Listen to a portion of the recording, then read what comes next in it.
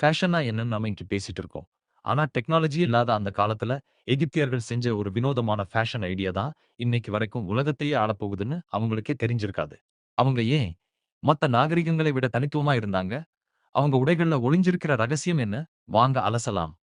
எகிப்துனாலே நமக்கு முதல்ல ஞாபகம் வர்றது அந்த பாலைவன வெயில் தான். இன்னைக்கு நாம வெயிலுக்கு பயந்து உடம்பை முழுசா மூடுறோம்.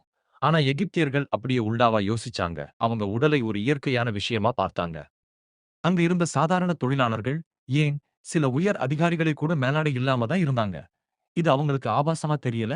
அந்த வெயிலுக்கு ஒரு கம்ஃபோர்ட் ஃபேஷனா தான் தெரிஞ்சது. ஒரு சின்ன இடுப்பு துணி, அதுதான் அவங்களோட அடிப்படை ஆடை. நீங்க நினைக்கலாம், வெறும் இடுப்பு துணிதானான்னு. அங்க தான் அவங்க தங்களோட அந்தஸ்தை காட்டினாங்க. சாதாரண மக்கள் தடிமனான, இயற்கை நிறத்துல இருக்கிற லினன் துணிகளை பயன்படுத்தினாங்க. ஆனா செல்வந்தர்கள் அணியுற லினன் எப்படி இருக்கும் தெரியுமா? அவ்வளவு மெல்லியதா, காத்துல பறக்கிற மாதிரி இருக்கும். சில நேரங்கள்ல அது டிரான்ஸ்பரண்டா கூட இருக்குமாம்.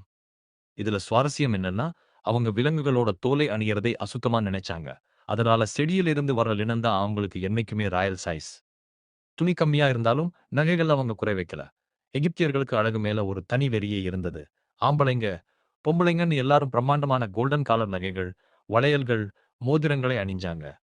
இது வெறும் அழகுக்காக மட்டும் இல்ல. தீய சக்திகள் நம்மள நெருங்காம இருக்கிறதுக்கான ஒரு அதிர்ஷ்ட கவசமாவும் அவங்க இதை நம்புனாங்க. நீங்க எவ்வளவு பெரிய பணக்காரன்னு மத்தவங்களுக்கு காட்டிக்கணும்னா, உங்க கழுத்துல இருக்கிற நகையோட எடைய வச்சே சொல்லிடலாம். யோசிச்சு பாருங்க.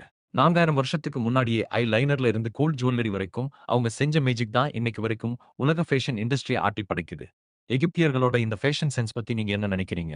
கமெண்ட்ல சொல்லுங்க. இந்த வீடியோ பிடிச்சிருந்தா லைக் பண்ணுங்க. உங்க ஃபேஷன் ஃபிரெண்ட்ஸ்க்கு ஷேர் பண்ணுங்க. மறக்காம நம்ம சேனலுக்கு சப்ஸ்கிரைப் பண்ணுங்க. அடுத்த ஒரு சுவாரஸ்யமான கதையோட உங்களை சந்திக்கிறேன்.